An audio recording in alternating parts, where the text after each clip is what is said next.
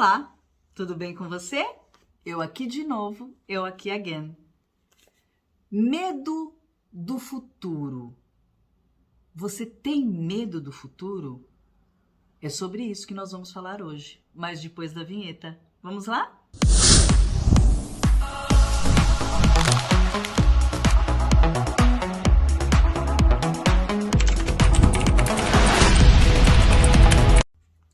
Bom, o assunto de hoje é em resposta, né? O vídeo de hoje é em resposta a um seguidor do canal.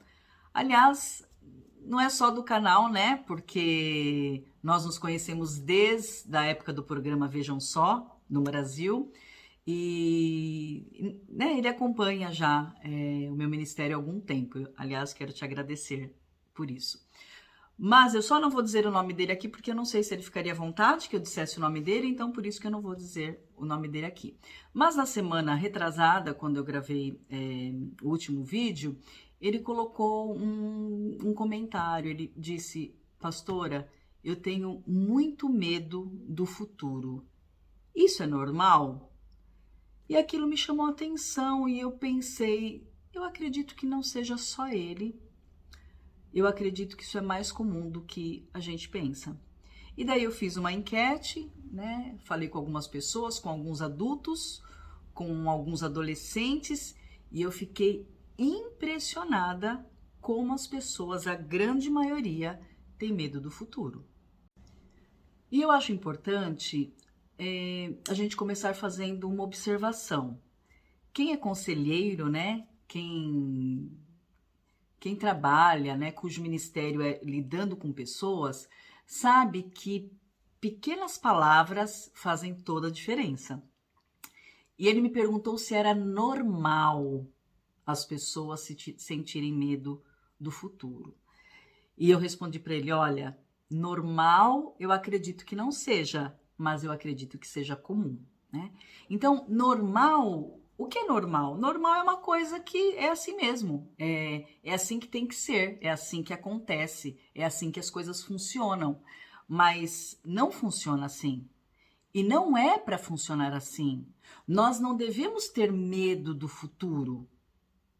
Então, veja só, eu sempre digo, né? Existe o real e o ideal. Então, o ideal é que nós não tenhamos medo do futuro. O real é que grande maioria das pessoas tem medo do futuro.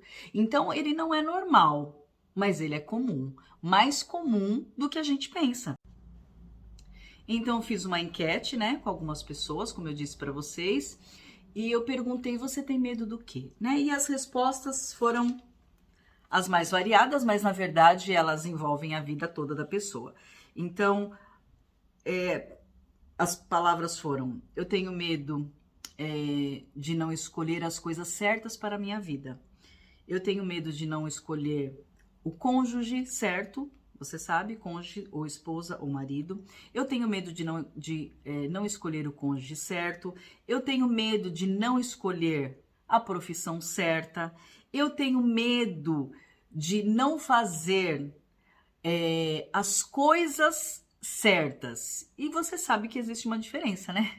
Porque as coisas erradas, elas são mais escandalosas, né? Todo mundo sabe, né? O que é certo e o que é errado, gente. Embora, né, agora tem essa filosofia maligna do inferno, né, que é o relativismo, né, que não existe certo e errado, existe sim, né? Sinto muito em te dizer, mas existe sim. É que às vezes, como diz a maravilhosa palavra do Senhor, nos últimos tempos as pessoas procurariam mestres para si. O que isso quer dizer, né? Que a pessoa vai procurar pessoas que digam aquilo que ela já quer ouvir, né? Então ela vai seguir a pessoa, ela não está atrás da verdade, ela não está atrás realmente do que é verdadeiro, ela está atrás de ouvir o que ela pensa. Então, se ela encontrar alguém que dê base para os devaneios dela, então é ótimo, porque daí ela tem alguém para falar, né? Não, tal pessoa falou isso, tal pessoa. Então, o relativismo é isso, né? É para dar base para quem quer viver de qualquer jeito, de qualquer forma, falar que não tem certo e errado, né? Mas existe certo e errado, sim. Então, uma coisa é você não fazer o que é errado. Isso é mais fácil, né? Pelo menos deveria, né? Não fazer o que é errado. Mas fazer o que é exatamente certo para a sua vida é um pouco mais difícil. Porque o que a Bíblia diz? A Bíblia diz, tudo lhe é lícito, das coisas que são lícitas, ok? Tudo lhe é lícito, mas nem tudo lhe convém. Então, tem coisas que é correta para minha vida, mas não é correta para a vida de uma outra pessoa. Mesmo que essa coisa, essa atitude, esse modo de viver, não seja errado, não seja pecado. Mas existe, né, essa diferença, né? Às vezes o que é certo para mim, nesse momento da minha vida, né, não seja certo para outra pessoa. Então, antes que as pessoas comecem a viajar no que eu estou falando, eu vou dizer sobre doutrina, vai? Sobre doutrina de vestimentas, ok? Então, você vê, eu corto meu cabelo, eu uso maquiagem, eu uso brincos. Olha que bonito meu brinco hoje. Eu uso brincos, ok. Mas existem algumas denominações cristãs que não usam. Então, eu não posso criticá-los. Isso é certo para eles. Dentro do entendimento deles, é certo para eles. Mas não é certo para mim. Mas eu não estou pecando por causa disso, né? Dentro das convicções que eu tenho em relação à Bíblia, dentro do conhecimento que eu tenho em relação à Bíblia, e eles também não. Eles estão se consagrando ao Senhor, né? Mesmo que eu não participe da mesma doutrina, mal não faz nenhum, pelo contrário, né? Estão se consagrando, estão entregando ao Senhor o que a maioria das pessoas não entregam. Então não tem problema nenhum com isso. É isso que eu quero dizer, né? Então, às vezes, está certo na minha vida, está certo na vida deles, mas existe algo para eles e existe algo para mim. Por exemplo, bebida alcoólica. Eu não bebo bebida alcoólica, eu sou de família italiana, bebi vinho a minha vida inteira. Todos os dias isso era comum na minha casa, mas por causa da consagração ao Senhor, eu bebo vinho. Eu creio que é pecado? Não, eu não creio. A Bíblia diz que a pessoa não pode ser entregue ao vinho, né? Assim, de uma forma geral. Não estou falando de pessoas que têm predisposição ao alcoolismo, isso é outra coisa, né? Mas você não encontra na Bíblia que é pecado. Mas para o que eu quero da minha vida, para a consagração que eu quero na minha vida, então não é bom, né? Então, eu vivo de uma forma diferente. Acho que ficou claro o que eu quis dizer. Bom, voltando aqui para os medos, porque eu abri um parênteses, né, bem grande, mas voltando aqui para os medos, então algumas pessoas me disseram, eu tenho medo de não realizar os meus sonhos, seja ele em qual área for, né? Eu tenho medo de não viver bem financeiramente no futuro, eu tenho medo de depender das pessoas, eu tenho medo de ficar doente, eu tenho medo de me desviar dos caminhos do Senhor, eu tenho medo de perder um ente querido. São muitos medos, né? E quando você olha, você compreende a aflição da alma. Mas eu queria hoje falar algumas coisas que, se você ouvir, né? E como diz a Bíblia, quem tem ouvidos para ouvir, ouça. Se você ouvir e colocar em prática, você pode arrancar esse medo da tua vida. Então, eu gostaria de começar falando sobre presente, passado e futuro. Não vou entrar muito nisso, embora eu gostaria, mas deixa isso para um outro vídeo. Mas, bem resumidamente, queridos, o passado, ele já foi, ok? Ele já aconteceu, não existe absolutamente nada que você faça que você possa mudar o passado. Não tem nada que você faça que possa mudar o passado. O futuro, ele ainda não chegou. Na verdade, o futuro, eu vi um pastor, um amigo, dizendo, o futuro, na verdade, ele não existe. E eu fiquei pensando, eu falei, é verdade, o futuro não existe. Porque ele ainda não aconteceu, ele vai acontecer para algumas pessoas e não vai acontecer para outras. Então, o que é que nós temos de fato? Nós temos, de fato, o presente. E é com ele que você tem que se preocupar. É nele que você tem que viver, porque é ele que existe de fato. O passado não existe mais, o futuro virá ou não, mas o presente existe de fato. É no presente que você tem que fazer coisas para que você não tenha medo do futuro. Em 1 Tessalonicenses, vai dizer que nós somos espírito, alma e corpo. Queridos, e quando a Bíblia diz que nós somos espírito, alma e corpo, são muitas mensagens e é um ensinamento muito profundo em relação a isso. Então, vamos falar só do que nós estamos falando agora, né? Espírito, alma e corpo. Você não pode se preocupar só com o espiritual, você não pode se preocupar só com o material, com o seu corpo, né? Você não pode se preocupar só com a sua alma, porque nós somos espírito, alma e corpo. Então, o nosso presente, o que nós fazemos com o nosso presente, nós temos que envolver a nossa alma, o nosso espírito e o nosso corpo. Então, veja só, em Lucas, capítulo 16, verso 8, diz assim, que os filhos das trevas são mais prudentes que os filhos da luz. Então, eu vou falar disso atrelando a coisas materiais, atrelando a coisas financeiras, né? Então, que é o medo de muita gente, né? De ter dificuldades no futuro, de ficar sem dinheiro, de ficar... Então, queridos, você não pode depender de ninguém. Você não pode ficar na dependência de ninguém. Você precisa, você, planejar o seu futuro. Então, quando nós falamos de planejar o futuro, nós temos que planejar o futuro em nós. Nós não podemos planejar o futuro pensando em outra pessoa. Nós não podemos planejar o futuro pensando nos nossos pais. Nós não podemos planejar o nosso futuro pensando no nosso cônjuge. E nós não podemos planejar o nosso futuro pensando nos nossos filhos. Então, hoje, nós vemos homens que constroem uma vida junto com uma mulher e daqui a pouco a mulher dá um pé nele. E ele fica, né? E o contrário também talvez seja mais comum ainda, né? Mulheres que doam sua vida para construir a vida com o marido, né? Servindo o marido, vivendo com o marido, enfim, tudo isso que você sabe. E daqui a pouco o cara olha para outra e deixa a mulher na mão. Nós não podemos construir a nossa vida, o nosso futuro em cima dos nossos pais. Porque, naturalmente, o comum seria que os pais morressem antes, né? Isso não é assim que a vida funciona, mas a gente sempre pensa dessa forma. Mas nós não podemos construir a nossa vida, a nossa segurança sobre os nossos pais, nem sobre os nossos filhos. Hoje a coisa mais comum que tem é os filhos abandonarem os pais, né?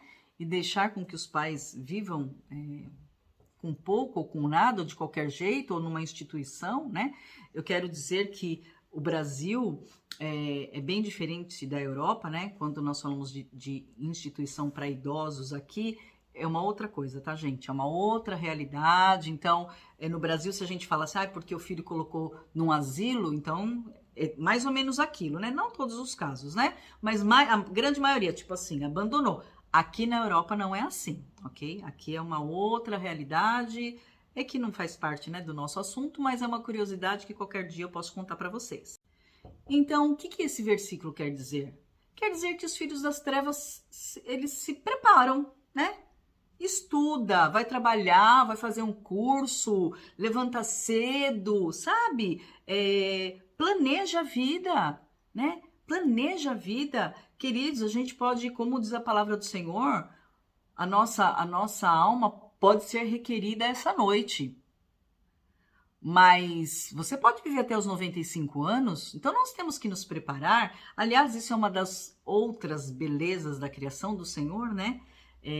Não sabermos o dia da nossa morte. Se você pensou, se nós soubéssemos o dia da nossa morte, nós não íamos fazer nada. Nós não íamos nos preparar para nada. Nós não iríamos nos dedicar a nada. Mas sabe qual que é o triste? Uma verdade triste é que muitas pessoas, mesmo não sabendo do dia da sua morte, não se preparam para nada. Sabe aquela música do mundo, Deixa a Vida Me Levar, né? Então, assim, ele vai sendo carregado, a pessoa vai sendo carregada pela vida. Queridos, não é para você ser carregado pela vida, não. A palavra do Senhor diz que você foi feito para dominar. Então, você tem que planejar o seu futuro pensando em você, ok? Então, por outro lado, né, como eu acabei de dizer sobre o versículo que está em Lucas 12, 20, que a palavra do Senhor diz, louco, né, um homem que estava construindo vários celeiros, né, era um homem muito rico, e ele disse, eu vou construir mais um celeiro, e eu vou colocar as minhas coisas, e daí eu vou descansar, eu vou relaxar, e a palavra do Senhor diz, louco, ainda hoje pedirão a tua alma, e o que você terá para oferecer? Celeiro não vai para o céu, viu, queridos? Os bens materiais não vão para o céu. Então, você, como diz a palavra, você tem que fazer essas coisas sem deixar as outras. Então, você vai cuidar do natural? Você vai cuidar do natural, porque enquanto você estiver nessa terra, você precisa do natural. Mas você não pode cuidar só do natural. Você tem que cuidar da tua alma. Você tem que cuidar do teu espírito. Porque isso aqui vai acabar, né? Mas nós temos a vida eterna, então nós não podemos nos preocupar só com isso, né? Mesmo que morramos hoje, nós não podemos nos preocupar só com isso, né? Então, em relação à nossa alma, em relação ao nosso espírito, nós temos que buscar a Deus. Mas eu vou falar isso um pouco mais no final. Em relação a perder um ente querido, eu acredito que, sinceramente, essa seja a parte mais difícil, né? Bem mais complicada, mas eu queria dizer algo para você, que o Senhor me dê graça de falar isso para você e que o Senhor te dê revelação para que você entenda isso. Sabe, queridos, não estou menosprezando as outras preocupações, não estou menosprezando os outros problemas, né? Todo problema é um problema e cada um tem a sua medida, enfim, né? Mas eu queria chamar a sua atenção para algo, sabe? Por exemplo, eu tenho pais idosos, né? Meu pai tem 86 anos, minha mãe tem 73 anos, né? E é claro que se eu perco meu pai, a minha mãe, né? Eu vou falar, é nesse contexto que poderia falar de cônjuge, poderia falar de filhos, de várias coisas, né? Mas